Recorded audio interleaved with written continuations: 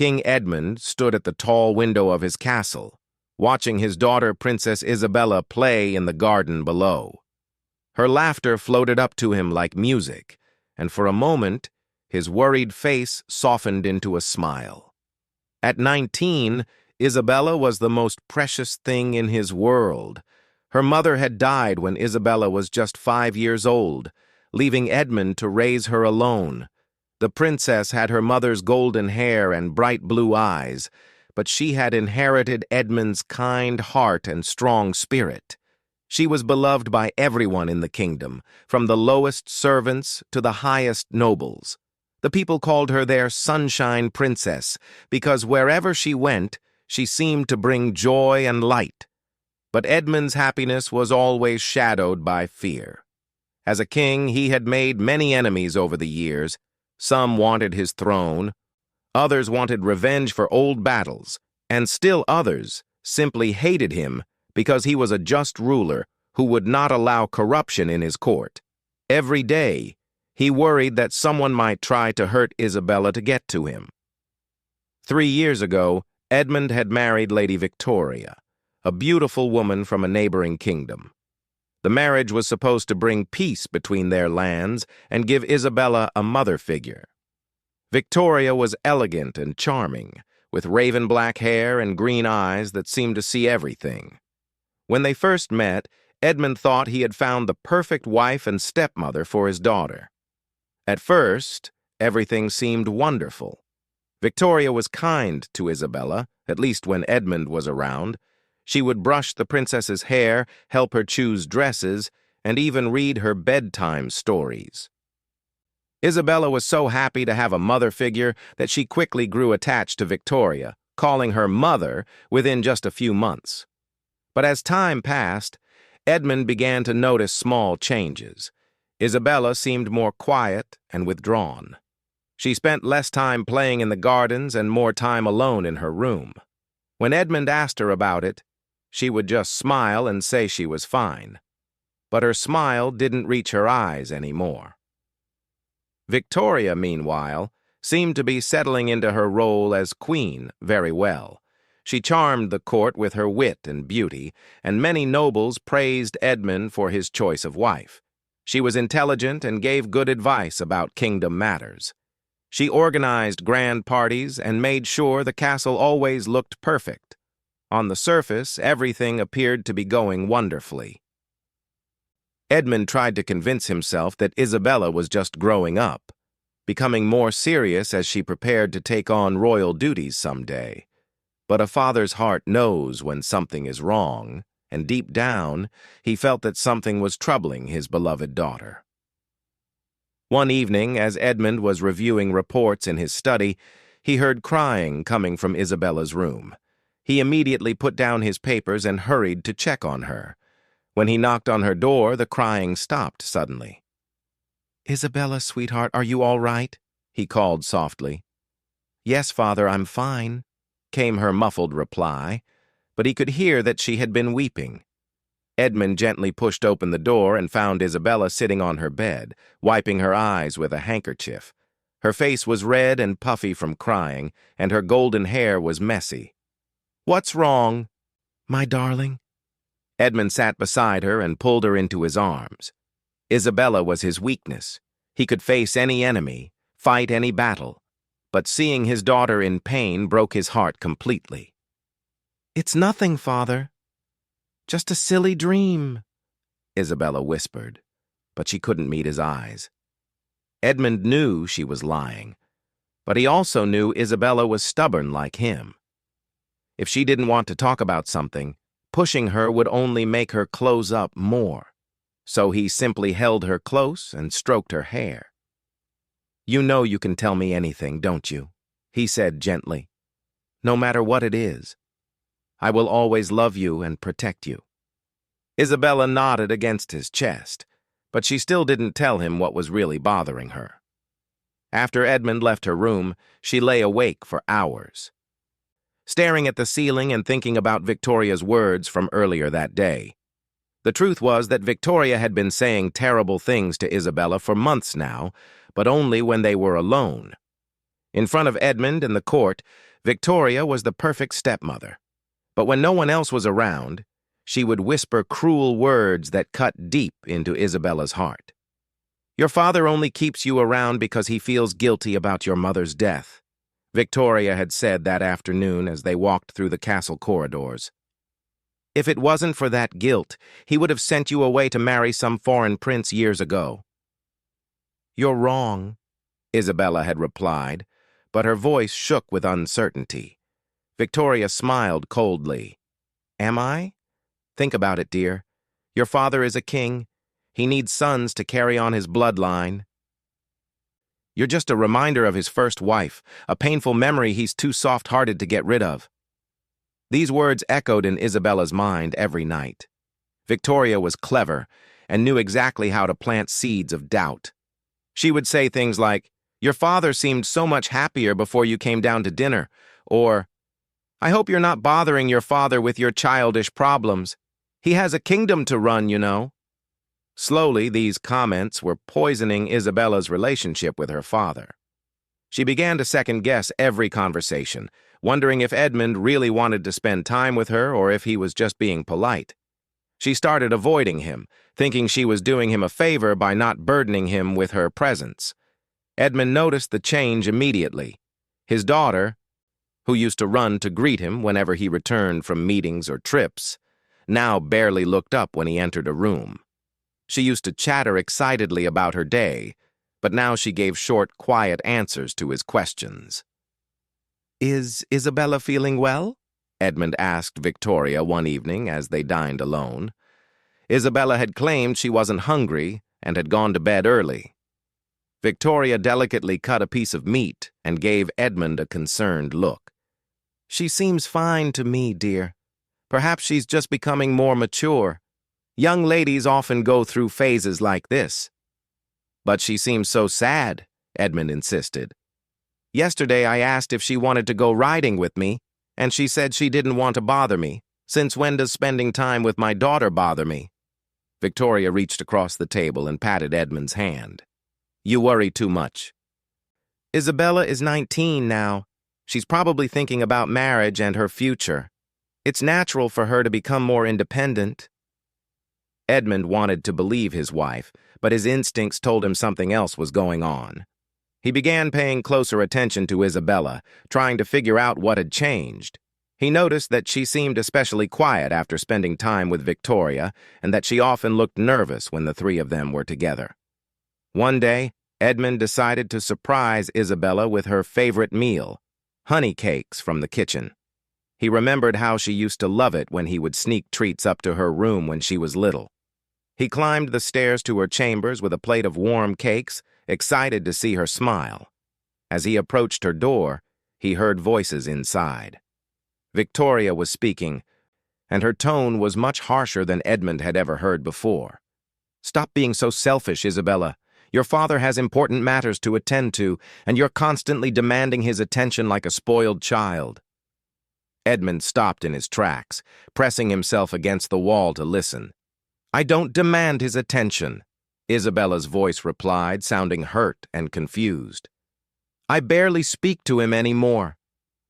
"Good," Victoria said coldly. "It's about time you learned your place. Your father has a kingdom to rule and a wife to think about. He doesn't need a clingy daughter making everything more difficult." Edmund felt anger rising in his chest like a fire. How dare Victoria speak to his daughter this way? He was about to burst through the door when he heard Isabella speak again. "Why do you hate me so much?" "I've tried to be a good daughter to you." Victoria's laugh was cruel and sharp. "Daughter? You're not my daughter, Isabella. You're just a burden your father can't get rid of because of some misplaced sentiment about your dead mother." The plate of honey cakes fell from Edmund's hands, crashing to the stone floor. The sound echoed through the hallway, and suddenly everything went quiet in Isabella's room. Edmund stood there for a moment, his heart pounding with rage and disbelief. How long had this been going on? How long had Victoria been poisoning his daughter with these terrible lies? Everything made sense now. Isabella's sadness, her withdrawal, her reluctance to spend time with him. Before he could decide what to do, the door to Isabella's room opened, and Victoria stepped out. When she saw Edmund standing there with the broken plate at his feet, her face went pale, but she quickly composed herself. "Edmund, darling, what happened? Are you hurt?" She rushed to his side, playing the role of the concerned wife perfectly. But Edmund's eyes went past her to Isabella, who appeared in the doorway behind Victoria. His daughter's face was streaked with tears, and she looked at him with such pain and confusion that it felt like a knife in his heart. "Isabella," he said softly, holding out his hand to her. But Isabella shook her head and stepped back into her room, closing the door between them. Edmund looked down at Victoria, who was still pretending to be worried about the broken dishes. His voice was deadly quiet when he spoke. "We need to talk." Victoria's green eyes flickered with something, fear maybe, or calculation. But she nodded and followed him down the hallway toward his private study. As they walked, Edmund's mind was racing. How many other cruel words had Victoria spoken to his daughter? How many nights had Isabella cried herself to sleep because of his wife's poisonous lies? He felt sick with guilt and anger. In his study, Edmund closed the door firmly and turned to face Victoria. She was standing by the fireplace, still playing the innocent act. "Edmund, I don't understand what's wrong. Did something happen with Isabella? She seemed upset, but—" "Stop," Edmund said sharply. "Just stop lying."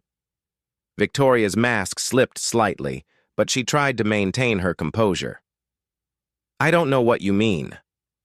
"I heard you," Edmund said, his voice growing louder. "I heard every word you said to my daughter. How long has this been going on, Victoria? How long have you been tormenting Isabella?" For a moment, Victoria said nothing. Then, slowly, a different expression came over her face. The sweet, caring mask fell away completely, replaced by something cold and calculating. "So you finally figured it out," she said, her voice now matching the cruel tone Edmund had heard in Isabella's room. "I wondered when you would catch on." Edmund stared at his wife as if seeing her for the first time. This cold, sneering woman was nothing like the Victoria he thought he had married. "Why?" he asked, his voice breaking slightly. "Why would you do this to her? Isabella never did anything to hurt you." Victoria laughed, but there was no humor in it. "Isabella exists, Edmund. That's enough. Do you have any idea what it's like being married to a man who loves his daughter more than his wife?" "Of course I love my daughter," Edmund said, confused. "She's my child.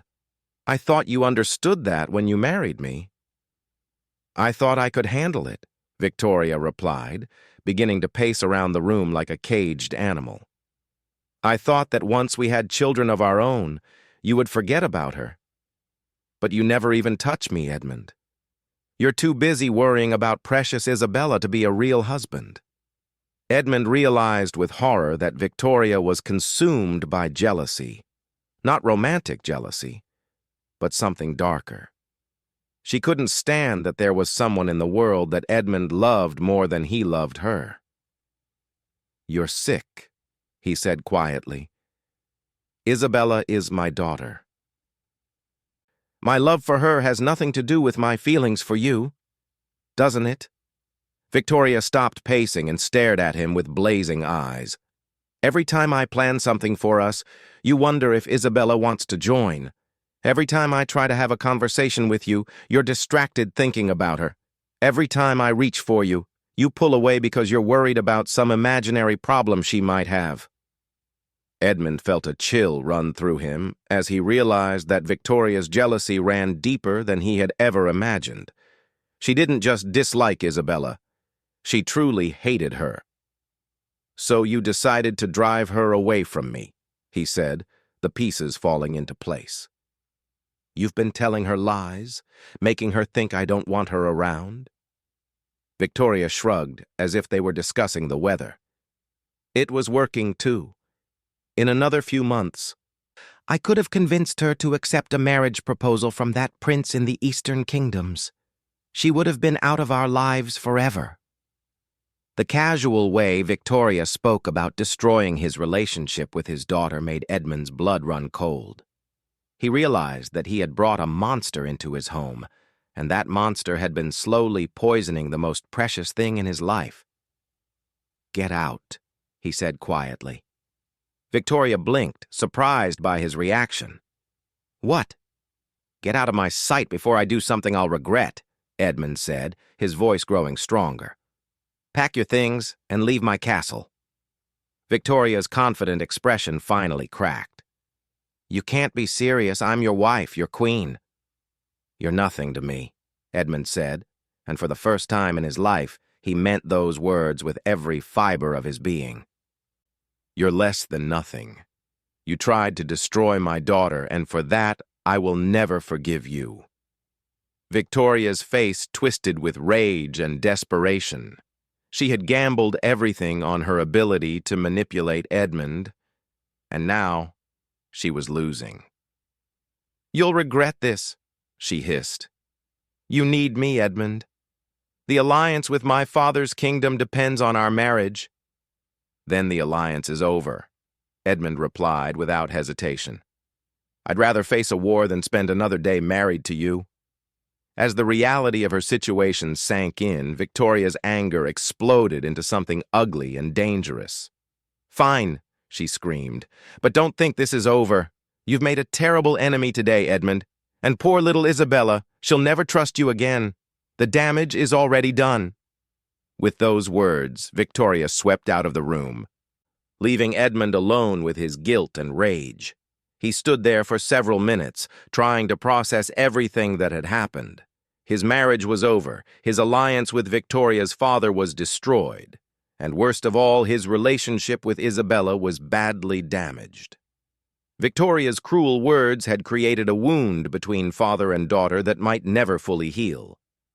Finally, Edmund left his study and walked slowly back to Isabella's room. He knocked gently on her door. "Isabella, please, let me talk to you." There was no answer. "Sweetheart, I know what Victoria has been saying to you. I know why you've been pulling away from me. Please, let me explain." Still silence. Edmund pressed his forehead against the door, feeling more helpless than he had ever felt in his life. He was a king who could command armies and rule a kingdom, but he couldn't undo the damage that had been done to his daughter's heart. "I love you, Isabella," he whispered, "more than anything in this world. Please don't let her take that away from us." Inside her room, Isabella sat on her bed with tears streaming down her face. She had heard every word of the confrontation between her father and Victoria, and her world had been turned upside down. Everything she thought she knew was wrong. Edmund did love her. He had just banished his wife to protect her. But Victoria's words had been like poison in her mind for so long that Isabella didn't know what to believe anymore. How could she trust her own feelings when she had been so wrong about Victoria? As she listened to her father's voice through the door, Isabella's heart broke all over again. She wanted to run to him, to let him hold her and tell her that everything would be all right. But the doubt that Victoria had planted was still there, whispering that maybe this was all just an act, that maybe Edmund was only being kind because he felt guilty. Outside her door, Edmund waited for a response that never came. Finally, with a heavy heart, he walked away, knowing that Victoria's cruelest victory was the wall of doubt she had built between him and his beloved daughter. The next morning, Victoria was gone, but the damage she had done remained like a poison spreading through the castle walls. The days following Victoria's departure felt like living in a tomb. Isabella barely left her room, and when she did, she moved through the castle like a ghost. Edmund tried everything he could think of to reach her. He brought her favorite flowers, had the cook prepare all her beloved dishes, and even arranged for traveling musicians to play the songs she used to love. but nothing seemed to touch the wall of hurt and confusion that surrounded his daughter. Edmund's closest advisor, Sir Marcus, found him one morning staring out at the empty gardens where Isabella used to play. "Your Majesty," Marcus said gently, "the court is starting to ask questions about the Queen's sudden departure." Edmund turned away from the window with tired eyes. He looked like he had aged 10 years in the past week. "Tell them she returned to her father's kingdom due to a family emergency." "And what of the princess? The servants are worried about her." Edmund's shoulders sagged. "I don't know what to do, Marcus. Every time I try to talk to her, she looks at me with such pain in her eyes. Victoria poisoned her mind against me, and I don't know how to undo the damage." Marcus had served Edmund for 20 years and had watched Isabella grow up. He loved the royal family like they were his own. "Perhaps time will heal this wound, Your Majesty. The princess has always been a smart girl. Surely she'll realize that Victoria was lying. But what if she doesn't?" Edmund's voice cracked with emotion. "What if I've lost her forever?" That afternoon, Edmund decided to try a different approach. Instead of going to Isabella's room, he went to the library where she used to spend hours reading. He hoped that being in a place filled with happy memories might make her more willing to talk. He found Isabella sitting in the window seat where she used to curl up as a child, but she wasn't reading. She was just staring out at the courtyard with empty eyes. When she heard his footsteps, she tensed but didn't look at him. "May I sit with you?" Edmund asked softly. Isabella nodded slightly, but she still didn't meet his eyes. Edmund sat down across from her, and for several minutes neither of them spoke. The silence stretched between them like a chasm. Finally, Edmund found his voice. "Isabella, I need you to know that everything Victoria told you was a lie. Every single word." Isabella's hands clenched in her lap, but she remained silent. "You are not a burden," Edmund continued, his voice growing stronger. "You are not just a reminder of your mother. You are the most important thing in my world, and you always have been. Then why didn't you notice?" Isabella's voice was barely a whisper. But her words hit Edmund like a physical blow. "If I'm so important to you, why didn't you see what she was doing to me?" Edmund felt like his heart was being crushed. "Because I trusted her. Because I wanted to believe that you finally had a mother figure who loved you. I was so happy to see you calling her mother that I didn't look deeper." Isabella finally looked at him, and the pain in her blue eyes was almost unbearable. "She said you only married her because you needed sons. She said I was holding you back from having real children." "That's not true," Edmund said firmly. "I married Victoria because I thought she would be good for both of us. I thought she would make our family complete. I never wanted to replace you, Isabella. You could never be replaced." "But you do need sons," Isabella said, voicing one of her deepest fears. "Every king needs male heirs." Edmund was quiet for a moment, choosing his words carefully. "Yes, it would be good for the kingdom if I had sons. But Isabella, listen to me. Even if I had 10 sons, even if I had 100 sons, none of them would ever mean more to me than you do. You are my first child, my precious daughter. Nothing and no one could ever change that."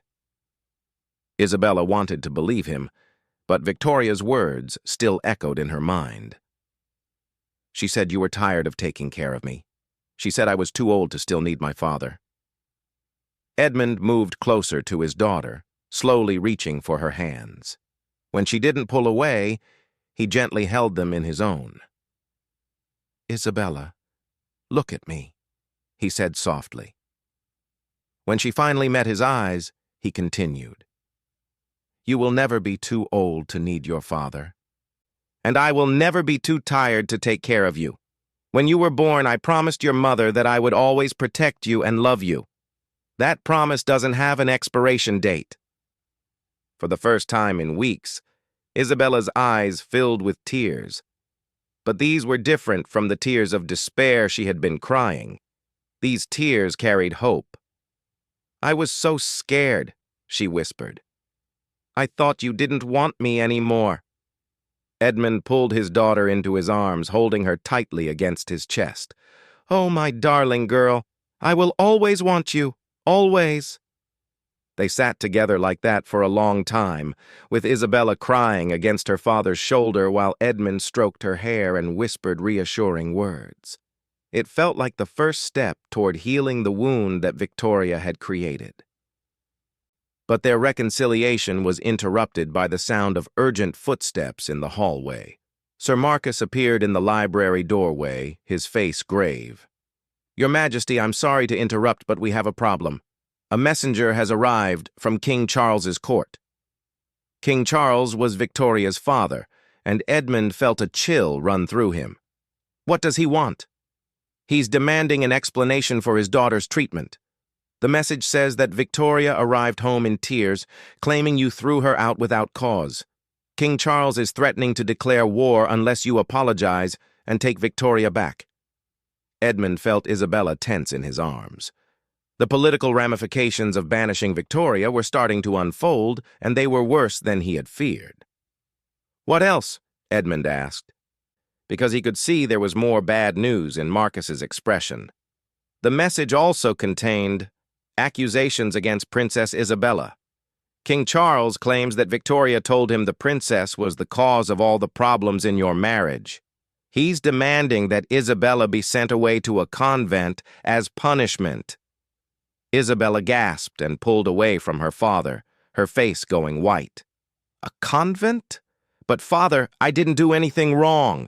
Edmund's rage flared up like wildfire. How dare Victoria continue to attack his daughter even after leaving the castle?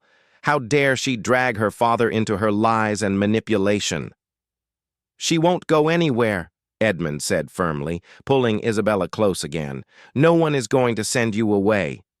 "But father," Isabella said, fear creeping into her voice, "what if there's a war? What if people die because of me?" This was exactly what Victoria and her father were counting on, that Edmund would sacrifice his daughter to avoid conflict. They knew that Isabella's kind heart would make her feel guilty about any bloodshed, and they were using that against her. "Listen to me, Isabella," Edmund said, tilting her chin up so she had to look at him. "Wars are not caused by innocent people defending themselves. Wars are caused by bullies who think they can force others to submit to their demands. If King Charles wants a war, it won't be because of you. It will be because he raised a daughter who thinks she can torture children without consequences." Marcus cleared his throat. "Your Majesty, we should discuss our options. King Charles has a large army, and he's allied with several neighboring kingdoms. This could be a very costly war."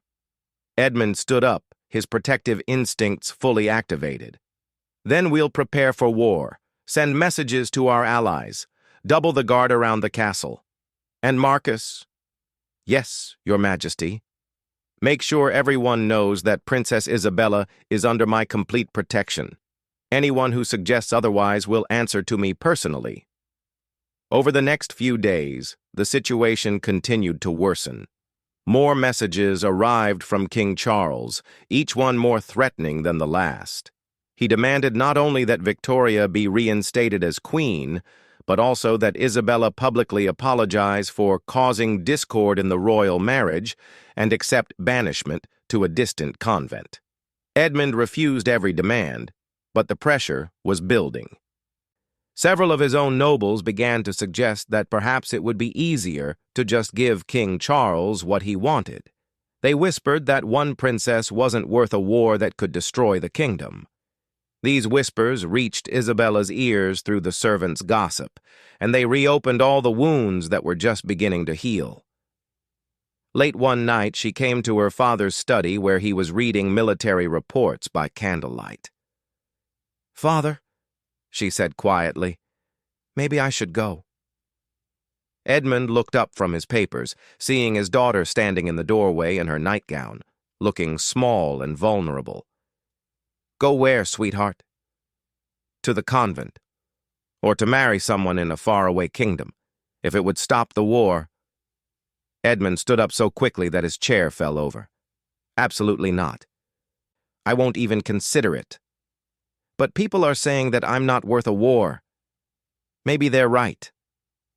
Edmund crossed the room and took his daughter's hands in his. Isabella, listen to me very carefully. You are worth 1,000 wars. You are worth everything to me.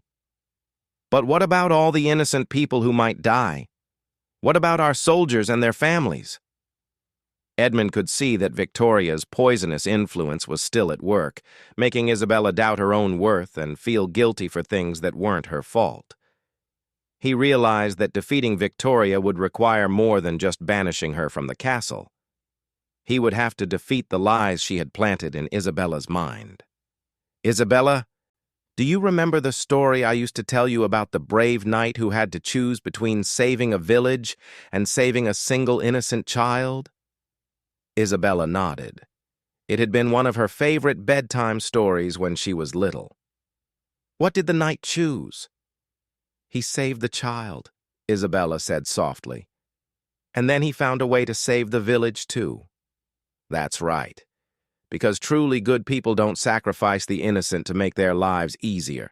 They find a way to protect everyone who deserves protection. Edmund led Isabella to the couch by the fireplace and sat down beside her. Darling, I need you to understand something. This war isn't happening because you exist. It's happening because Victoria can't accept that her lies and cruelty had consequences. If I give in to her demands now, what message does that send? That people can abuse my daughter as long as they're powerful enough. I never thought of it that way, Isabella admitted. Victoria and her father are bullies, Edmund continued. And the one thing I've learned about bullies is that giving them what they want never makes them stop. It just makes them bolder. For the first time since this whole nightmare began, Isabella felt a spark of anger instead of just hurt and confusion. You're right. She was cruel to me for months, and now she's trying to punish me for telling you about it. Exactly. And I'll be damned if I let her get away with it. Their conversation was interrupted by a commotion outside. Edmund went to the window and saw torches in the courtyard. Marcus was approaching the castle with a group of riders. It looks like Marcus has returned from his mission, Edmund said. He had sent his trusted advisor to meet with their allies and gauge their support for the coming conflict. When Marcus entered the study, his expression was grim but determined. Your Majesty, I have news from our allies. Good news or bad news? Edmund asked. Both. The bad news is that King Charles has convinced 3 neighboring kingdoms to support him. The good news is that our allies remember King Charles's reputation for being a tyrant, and they're willing to stand with us. Isabella looked confused. What reputation? Marcus glanced at Edmund, who nodded for him to continue. King Charles has a history of using his daughter's marriages to gain political power and then abandoning his allies when it suits him. Most of the other kings don't trust him. There's more, Marcus continued. I spoke with King Henry of the Western Kingdom. He told me something very interesting about Victoria's first marriage. First marriage? Isabella gasped. But I thought father was her first husband. Edmund felt ice forming in his stomach. What did Henry tell you? Victoria was married before to King Henry's younger brother, Prince Robert. The marriage ended when Prince Robert died mysteriously after only 6 months. There were rumors that Victoria had poisoned him, but nothing was ever proven. The room fell silent as the implications sank in. Victoria wasn't just cruel. She might be dangerous in ways they had never imagined. King Henry warned me to be very careful, Marcus continued. He said that Victoria has a pattern of marrying into royal families, causing chaos, and then moving on when things don't go her way. Apparently, she always claims to be the victim. Isabella looked terrified. Father, what if she tries to come back? What if she tries to hurt us? Edmund felt a new level of protective fury rising in his chest. Not only had Victoria tormented his daughter emotionally, but she might also be a physical threat. "She won't get the chance," Edmund said grimly. "Marcus, I want guards posted at every entrance to the castle. No one gets in without being thoroughly searched and questioned. And I want our spies to keep track of Victoria's movements at all times." "Already done, Your Majesty." As Marcus left to coordinate the security measures, Edmund turned back to Isabella, who was staring into the fire with a troubled expression. "What are you thinking about, sweetheart?" "I keep wondering how I could have been so wrong about her," Isabella said sadly. "She seemed so kind at first. She said all the right things, did all the right things. How did I not see what she really was?" Edmund sat down beside his daughter and put his arm around her. "Because you're a good person with a kind heart, Isabella. You trusted her because that's who you are, someone who believes the best in people. That's not a weakness. It's one of your greatest strengths. But it made me vulnerable." "Yes, it did. But Isabella, the answer isn't to become hard and suspicious of everyone. The answer is to be wise about who you trust completely, while still keeping your kind heart." Isabella leaned against her father's shoulder, finally feeling safe for the first time in months. "I was so confused and scared. I didn't know what to believe anymore." "I know, darling. Victoria was very clever about how she manipulated you. She mixed lies with just enough truth to make everything confusing.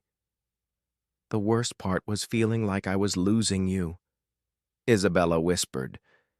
"You're the most important person in my world, Father. I couldn't bear the thought that you didn't want me around anymore." Edmund tightened his arms around his daughter.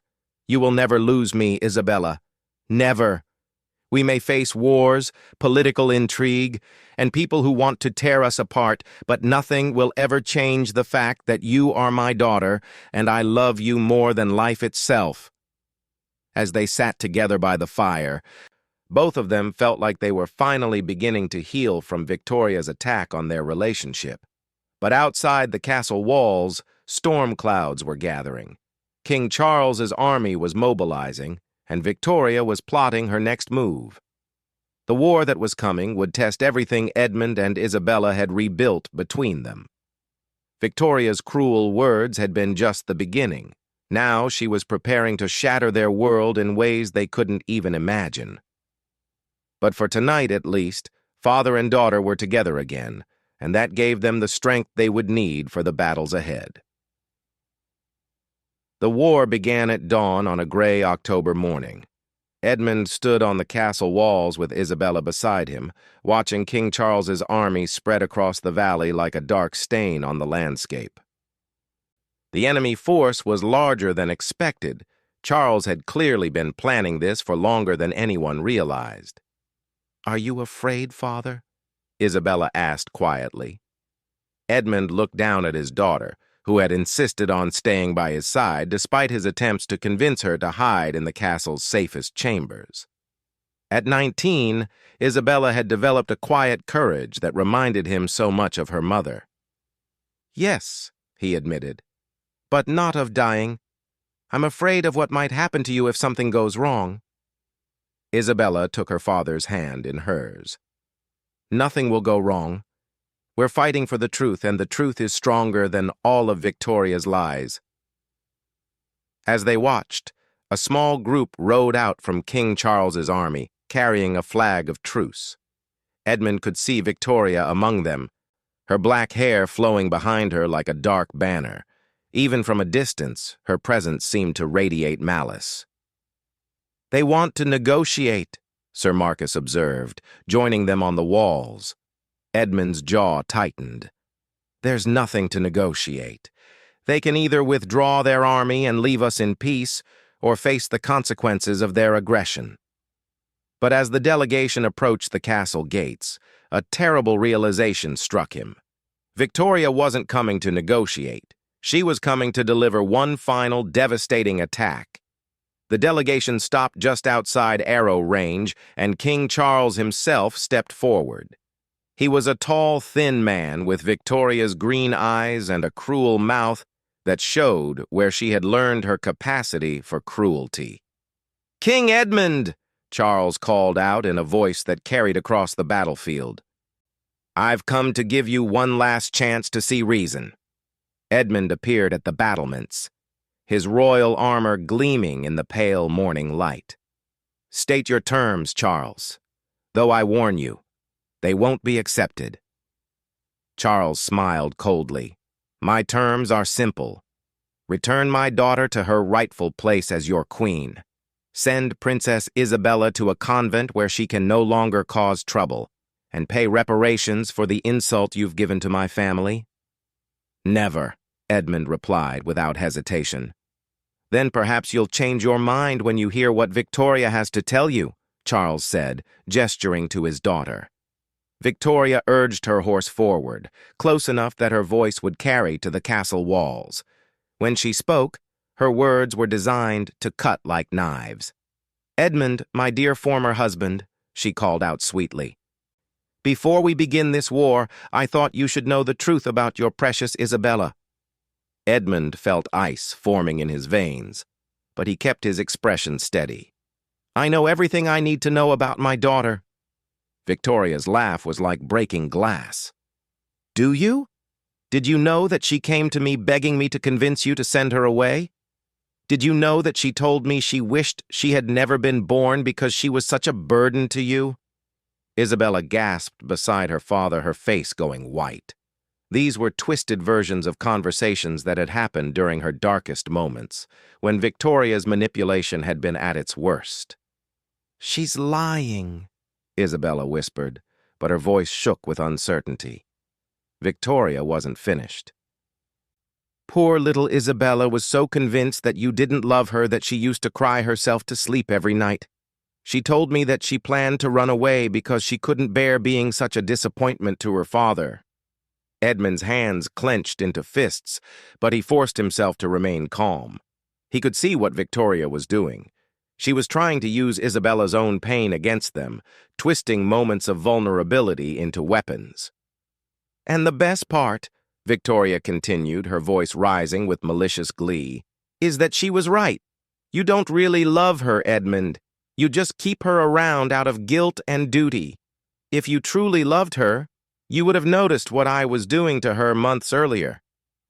This last attack hit its target perfectly.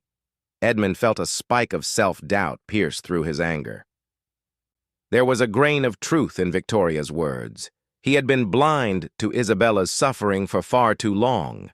Isabella felt her father tense beside her, and suddenly all her old fears came rushing back. What if Victoria was right? What if her father's protection was just guilt? What if deep down, he really did wish she would just disappear? Victoria sensed the impact of her words and pressed her advantage. "You see, Edmund? Even now, you know I'm telling the truth. You failed as a father just like you failed as a husband. Isabella knows it, your court knows it, and soon the whole world will know it." For a moment, father and daughter stood frozen on the castle walls, Victoria's words echoing in their minds like a curse.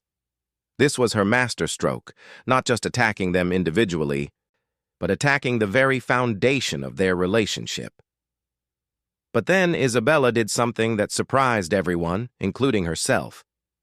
She stepped forward to the edge of the battlements and spoke in a voice that rang clear across the battlefield. "You're wrong, Victoria, about everything."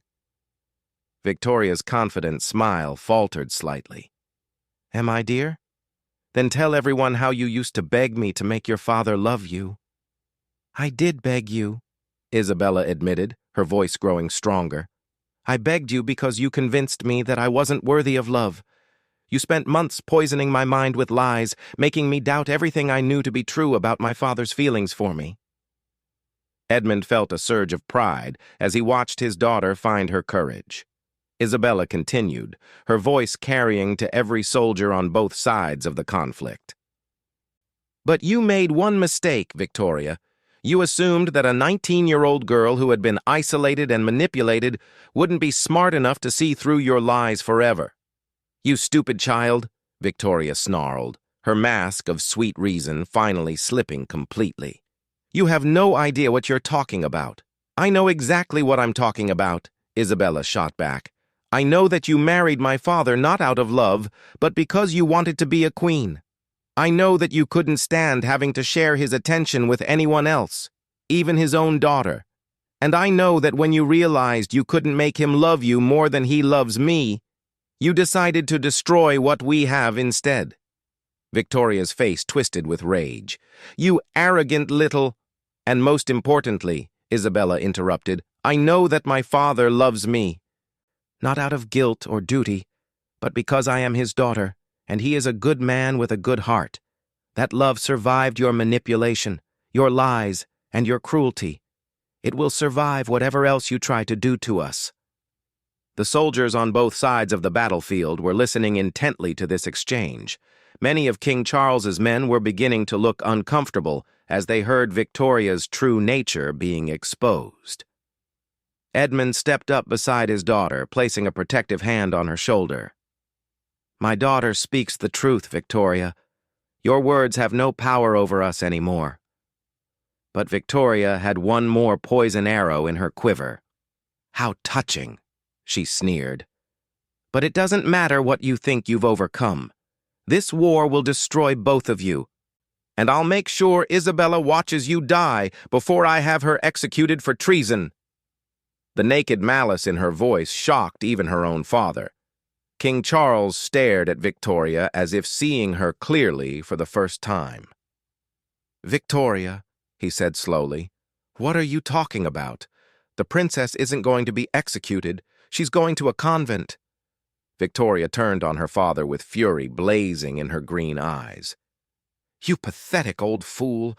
Do you think I went through all of this just to send her to pray with some nuns? Isabella ruined everything for me. She has to die. The silence that followed was deafening. King Charles looked horrified as he realized that his daughter had manipulated him just as thoroughly as she had manipulated Edmund and Isabella. You lied to me, Charles whispered. You told me that Edmund had abused you, that Isabella had poisoned your marriage with lies and manipulation. I told you what you needed to hear to get your army moving, Victoria replied coldly. Just like I told Edmund what he needed to hear to marry me, and Isabella what she needed to hear to doubt herself. King Charles's face went ashen. He was a hard man and a ruthless ruler, but he wasn't a monster. The idea of executing a young woman for the crime of being loved by her father was beyond even his moral boundaries. This war is over, he announced suddenly, much to everyone's surprise. Victoria whirled on him. What are you talking about? You can't just... I can and I will, Charles said firmly. I came here because I thought my daughter had been wronged. But I can see now that the only person who wronged anyone was you. Victoria's composure finally shattered completely. You coward! You spineless, weak old man! I gave you the perfect excuse to expand your kingdom and you're throwing it away. No, Victoria. You gave me lies and manipulation, just like you gave everyone else. Charles turned his horse toward Edmund and called out, King Edmund, I formally apologize for my daughter's actions and for my part in this conflict. I withdraw my army and my demands. Victoria is no longer under my protection. Deal with her as you see fit. The admission sent shockwaves through both armies. Victoria's own father had just abandoned her, leaving her completely exposed. Victoria looked around desperately, realizing that she was now alone and surrounded by enemies. But instead of surrendering, she did something that revealed the true depths of her madness. If I can't have Edmund, and I can't destroy Isabella slowly, she screamed, pulling a crossbow from her saddle, then I'll destroy her right now. She raised the weapon toward Isabella, her finger moving toward the trigger. For a moment, time seemed frozen as everyone realized what was happening. Edmund's warrior instincts kicked in instantly. Without thinking, he threw himself in front of his daughter just as Victoria released the crossbow bolt. The bolt struck Edmund in the shoulder, spinning him around and sending him crashing to the stone floor of the battlements. Isabella screamed and dropped to her knees beside him, pressing her hands against the wound to stop the bleeding. "Father! Father! Stay with me!" Edmund's eyes were glazed with pain, but he managed to focus on Isabella's face. "Are you hurt?" he gasped. "I'm fine, Father. You saved me. You saved me." Below them, chaos erupted. King Charles's soldiers, horrified by Victoria's attempt to murder an innocent young woman, turned on her. She tried to flee, but there was nowhere to run. Within minutes, she was captured and bound. Sir Marcus appeared at Edmund's side with the castle physician. "How bad is it?" he asked urgently. The physician examined the wound carefully. "The bolt missed the vital areas, but he's lost a lot of blood. We need to get him inside immediately." As they carefully moved Edmund to his chambers, Isabella never left his side. She held his hand and whispered encouragement, while the physician worked to remove the bolt and treat the wound. "I'm sorry," Edmund said weakly, as the physician stitched his shoulder. "I'm sorry I didn't protect you from her sooner." Isabella squeezed his hand tighter. "Father, you protected me in the only way that mattered. You loved me through everything. Even when I doubted it, even when she tried to convince me otherwise, your love never wavered." "Victoria was right about one thing," Edmund said, his voice filled with regret. "I should have seen what she was doing to you. I should have been a better father." Isabella leaned down and kissed her father's forehead. "You were the perfect father. You gave me a childhood filled with love and security. You trusted me to be strong enough to handle adult responsibilities, and when I needed you most, you were willing to face a war rather than let anyone hurt me. What more could any daughter ask for?" Edmund's eyes filled with tears. "I was so afraid I had lost you. When Victoria's words made you pull away from me, I felt like my world was ending. You never lost me, Father. I was confused and hurt. But deep down, I always knew you loved me. Victoria's lies were loud, but your love was louder." The physician finished his work and stepped back. "The king will recover fully, but he needs rest. No excitement for at least a week." As the physician left, Edmund and Isabella were finally alone. The sunlight streaming through the windows seemed brighter somehow, as if Victoria's shadow had been lifted from their lives. "What will happen to her?" Isabella asked. Edmund's expression hardened. "Victoria will face trial for her crimes. The emotional torture she inflicted on you, the lies she told to start a war, and the attempt on your life. Given the evidence against her, I suspect she'll spend the rest of her life in prison." "Good," Isabella said firmly, surprising herself with the conviction in her voice. "She tried to destroy our family. She deserves whatever punishment she gets." Over the following days, as Edmund recovered from his wound, father and daughter spent hours talking. They discussed everything that had happened, working through the damage that Victoria's manipulation had caused. Slowly, the trust between them was rebuilt stronger than ever. Isabella realized that her father's love had been constant throughout the entire ordeal. Even when she had pulled away from him, even when she had doubted his feelings for her, he had continued to show her love through his actions, his worry when she was sad, his determination to find out what was wrong, his willingness to banish Victoria to protect her, and ultimately his willingness to die rather than let her be harmed. Edmund, for his part, learned to see his daughter not as the child she had been, but as the strong young woman she had become. Isabella's courage in standing up to Victoria, her wisdom in seeing through the lies, and her loyalty to their relationship had shown him that she was ready to face whatever challenges the world might throw at her. A week after the confrontation, they received word that Victoria's trial had resulted in a life sentence. She would spend her remaining years in a distant prison, with no possibility of ever threatening anyone again. "It's really over," Isabella said, as they sat together in the garden where she used to play as a child. "Yes," Edmund agreed, putting his arm around his daughter. "Victoria's cruelty shattered a lot of things. Your trust, our peace, our relationships with other kingdoms. But it didn't shatter what was most important." "What's that?" Edmund smiled and pulled Isabella closer. "It didn't shatter our love for each other. Victoria tried to convince you that I didn't really love you, and for a while her lies made you doubt it.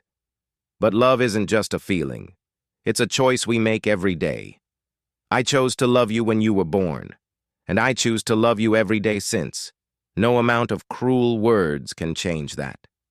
Isabella felt tears of happiness in her eyes. "I choose to love you too, Father. Even when I was confused and scared, I never stopped loving you."